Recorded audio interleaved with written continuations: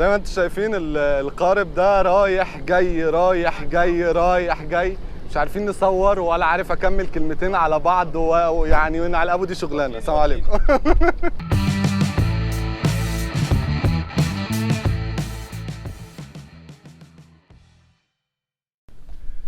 السلام عليكم شباب، احمد كمال من جيج هيد تي في. النهارده هنتكلم عن السوفت بيت، الطرق بتاعته، انواع السوفت بيت والجيج هيدز والاصابات المستخدمه.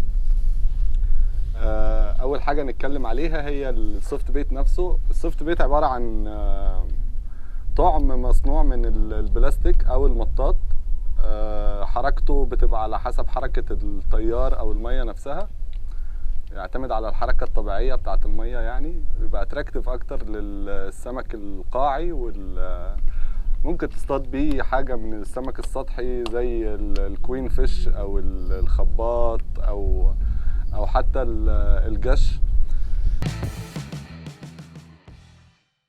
من انواع السوفت بيت زي ما قلنا، اول نوع اللي انا بفضله عن نفسي اللي اسمه البادل تيل.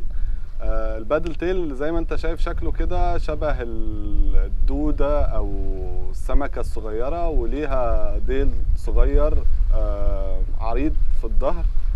الجزء الرخو اكتر في الطعم الديل بتاعه، لانه بيتحرك زي ما انت شايف، هتبقى الحركة كلها متركزة في الاخر هنا. في اشكال كتير منه، بس هو الفكرة كلها في حركة الطعم نفسه الديل. تمام. في نوع تاني اسمه التويستر، او يعني زي ما تقول ان هو بيلف حوالين نفسه، يعني انت وانت بتسحبه الديل ده بيفضل يلف حوالين نفسه، بيعمل اكشن في المية. برضه بيبقى شبه الدود او تقدر تقول السمك الصغير، برضه نفس الكلام. تمام. في نوع كمان ده الورم، دودة. هو دودة فعليا، حركة الدودة ديله مفيش حاجة في الاخر، مقفول عادي على رفيع. الحركة بتاعته بتبقى معتمدة على برضو ان هو يعمل اكشن زي الدودة في المية. في الشكل ده زي ما انت شايف هو شبه البرية بالظبط، سمكة البرية الصغيرة غذى عليها سمك كتير قوي، ممكن كل انواع السمك بتاكلها يعني. في شكل زي ده كده، الشكل اللي زي ده شبه نقدر نقول ممكن يحاكي الحبار او الروبيان، او ممكن نقول الكراب السلطعون او الكابوريا الصغيرة. نفس الشكل، ليه رجلين وفي يعني في اطراف كتير طالعه منه. الاطراف دي كلها في الميه تفضل تتحرك، تعمل اكشن وتجذب السمكه ليها يعني. تمام. دي يعني اكتر انواع السوفت بيت اللي موجوده في السوق. ممكن يكون في اشكال تانية، بس دي الاساسيه يعني، دي اللي موجوده بكثره واللي مستخدمه اكتر يعني. نيجي بقى للجيج هيد. الجيج هيد عباره عن هوك، مدار، وفي وزن. الوزن هو اللي بتحدده على اساس القصبه اللي انت هتستخدمها. طبعا الوزن هو اللي بيعتمد ان هو ياخد السوفت وينزله للقاع. تمام.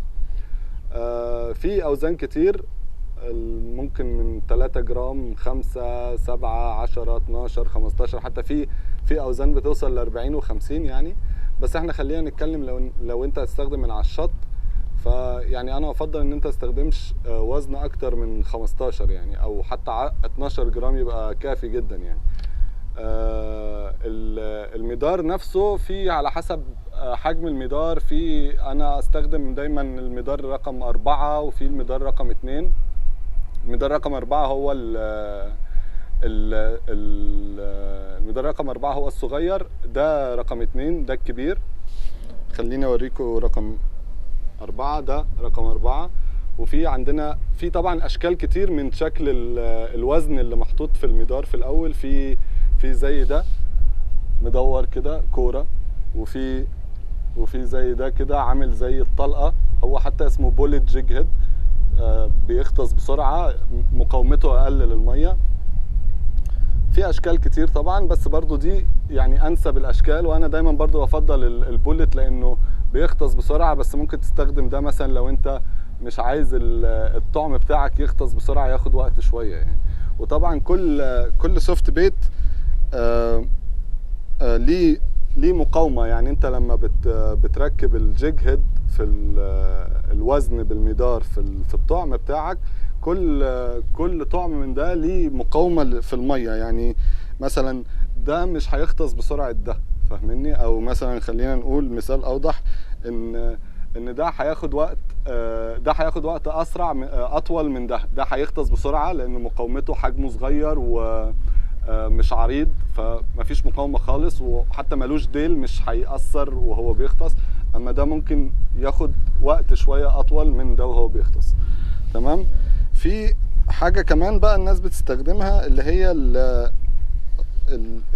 السنكر، الوزن والمدار نفسه نفس الفكره، بس اللي بيحصل هنا ايه، ان المدار بيفضل حر اكتر من الجيج هيد. الجيج هيد متثبت، المدار في الوزن على طول، ما بيقدرش يتحرك كده او كده او كده. انت باستخدام خليني اوريه لكم اقرب. باستخدام الوزن ده بتدي حريه اكتر للسوفت بيت يعمل اكشن اكتر. لو في تيار هيتحرك بصوره اكبر، وطول ما هو بيتحرك السمك فضولي هيقرب منه، هيشوف في ايه، عايز ياكل، عايز يضرب عليه، وهكذا يعني.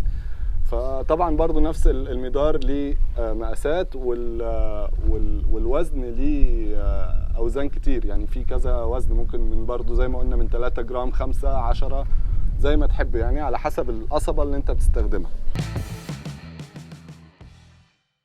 طيب اتكلمنا عن الطعم نفسه، اتكلمنا عن الوزن والميادير المستخدمه. نتكلم عن السيت اب، العده اللي انت هتستخدمها عشان تركب عليها السوفت. الموضوع يعتمد على المكان اللي انت هتصطاد فيه.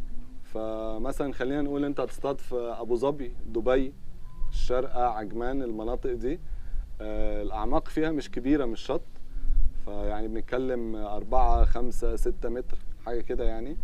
فانت مش محتاج اكتر من 12 جرام ان انت ترميها.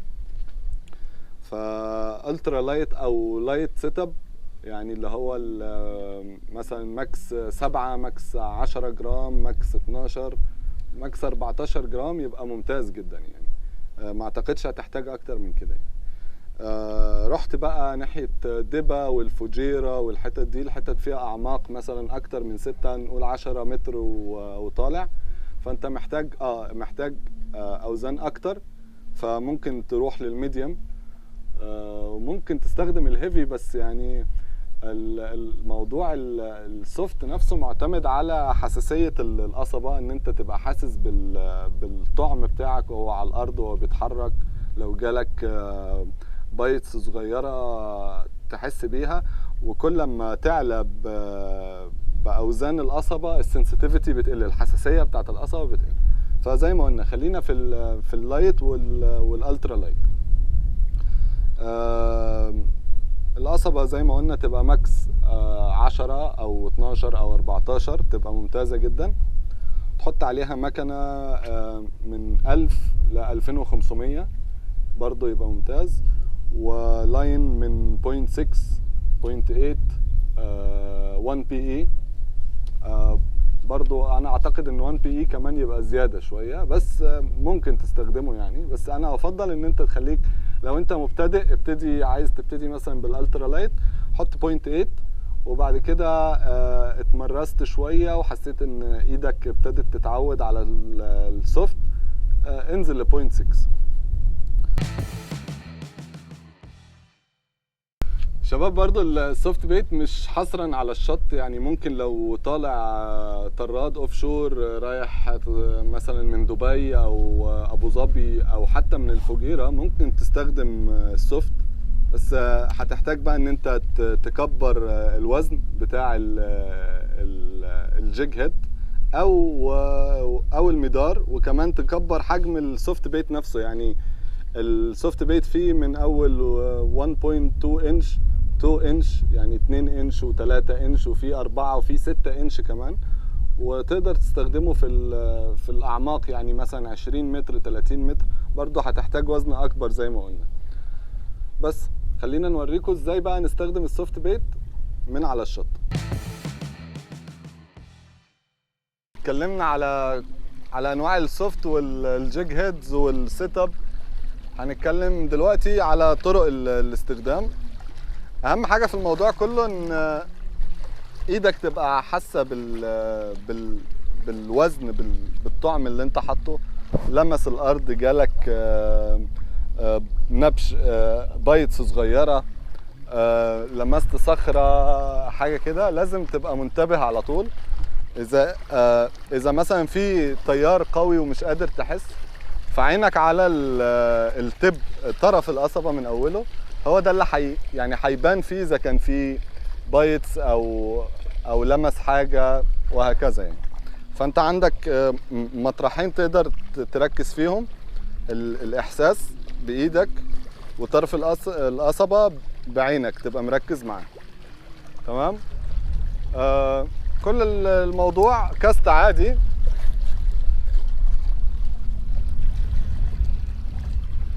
وتفضل سايب البيل مفتوح لحد ما السوفت يوصل للارض خالص.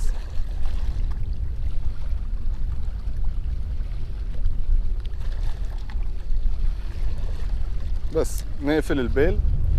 اول طريقه ممكن نتكلم عليها هي سلو ريتريف على الارض خالص، تعمل سحب بطيء خالص على الارض. الطريقه دي ممكن يضرب عليك شعري، ممكن يضرب عليك هامور، ممكن شعم، السمك اللي بيرعى على الارض يعني.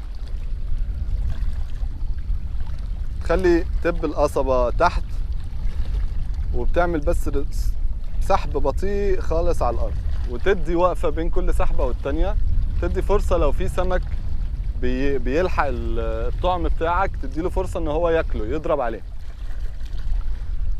طبعا مش عايز اقول لكم ما تبقاش طماعين وتلعب فوق الصخره او تلعب قريب من الصخره، لان هتعلق. وتعليق حصل جنبي بالظبط، لسه بتكلم حصل جنبي. طمع، علق على طول. لازم اول ما تلاقي نفسك قربت من الصخر تعمل سحب سريع على طول، ترفع القصبه لفوق وتعمل سحب سريع عشان ما تديش فرصه للمدار بتاعك ان هو يمسك في الصخر. تمام. انا دلوقتي حسيت ببايت، لا تقريبا انا كده لمست الصخر ومحتاج ان انا اسحب خلاص. جالي بايت وانا بسحب دلوقتي، ممكن في نيسر او حاجه. طيب هنسحب تاني ونشوف السوفت بيت حصل له ايه. ممكن بيبان في السوفت ان هو ممكن اتقطع منه حته، السمك بياكل فيه، اتقطع ديله، اتقطع نصه، اتحرك من مكانه، ممكن السمكه جت تاكله سحبته من مكانه، فترجع تعدله تاني وتعمل كاست تاني. تمام. فزي ما قلنا الطريقه الاولانيه رمي وتسحب على الارض سحب بطيء. الطريقه الثانيه هوريها لكم دلوقتي، نعمل كاست عادي برضو، تسيب الطعم بتاعك ينزل على الارض.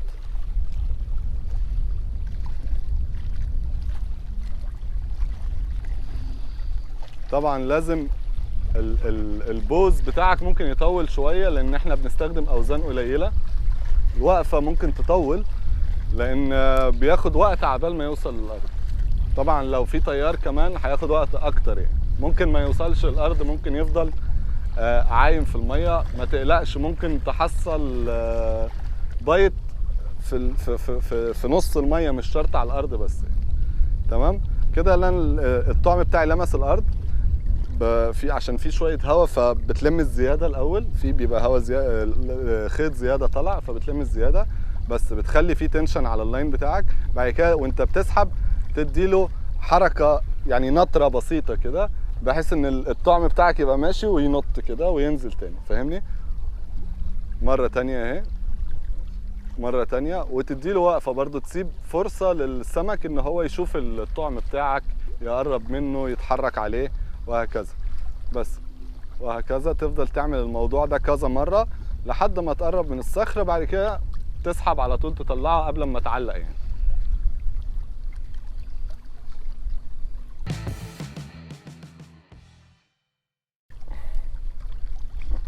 في حاجه عايز اقول لكم عليها. اول ما تعلق ما تحاولش ان انت تطلع المدار بتاعك من الصخر بان انت ترفع القصبه لفوق جامد. ممكن اول ما تحس ان الهوك بتاعك او الوزن لمس الصخر سيبه خالص، اديله شويه لاين كمان، لان هو ممكن ما يبقاش شبك، ممكن يبقى بس علق كده من على الطرف، ولو اديته لاين هيغرق تاني ويبقى قدامك مساحه ان انت تسحبه تاني. فاهمني؟ خلينا نعمل التكنيك اللي انا لسه قايله ده كمان مره.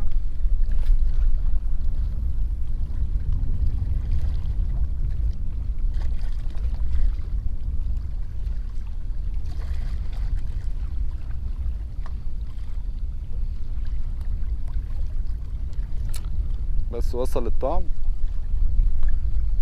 بتسحب وتديله نتشة صغيرة كده بتنطر الطعم من على الأرض، وهكذا وتسيبه تاني. ممكن تعملها بسيطة، ممكن تعملها قوية، وهكذا. تمام. طبعا السوفت بيت بتاعك بيتحرك على حسب التيار، على حسب حركته في المية، هو الاكشن اللي بيعمله نفسه. فانت حاول تتخيل السوفت بيت بتاعك فين دلوقتي، طلع نزل على الارض، وطبعا على الارض دي لازم انت تبقى حاسسها. فاهمني؟ وعينك على طرف القصبة او الخيط بتاعك. الخيط وهو بيغطس بيبقى بيروح، وهو واقف خلاص بيقف، بيبقى باين ان الخيط واقف، ما بيتحركش، ما بينزلش اكتر، ما بيتسحبش اكتر، وهكذا. الطريقة الثالثة اللي هنتكلم عليها ان انت بعد ما تسوي كاست طبعا تستنى الجيج هيد يوصل للارض.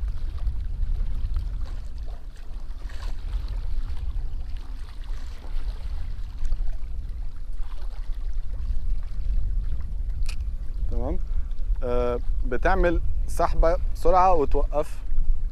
السحبة اللي انت عملتها بسرعة دي الطعم بيعلى وبعد كده لما توقف بيرجع ينزل تاني، وهكذا. تعمل سحبة بسرعة وتوقف، يعلى ويرجع ينزل تاني.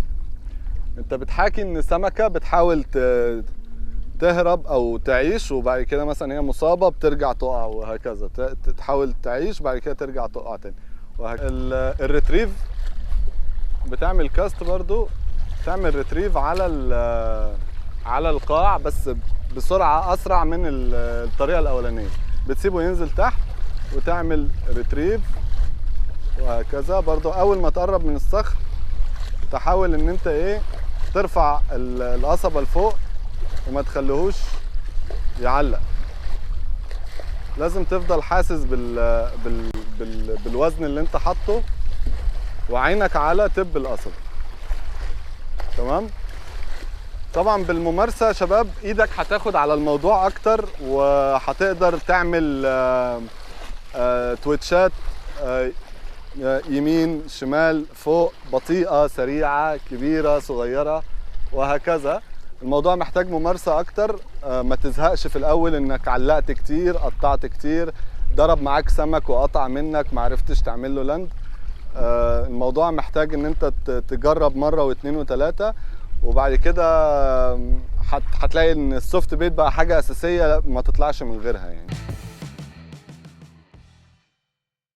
اعتقد كده شرحنا كل حاجة تخص السوفت بيت. اغلبها الحاجات الاساسية اللي تخص اي حد مبتدئ عايز يجرب السوفت بيت.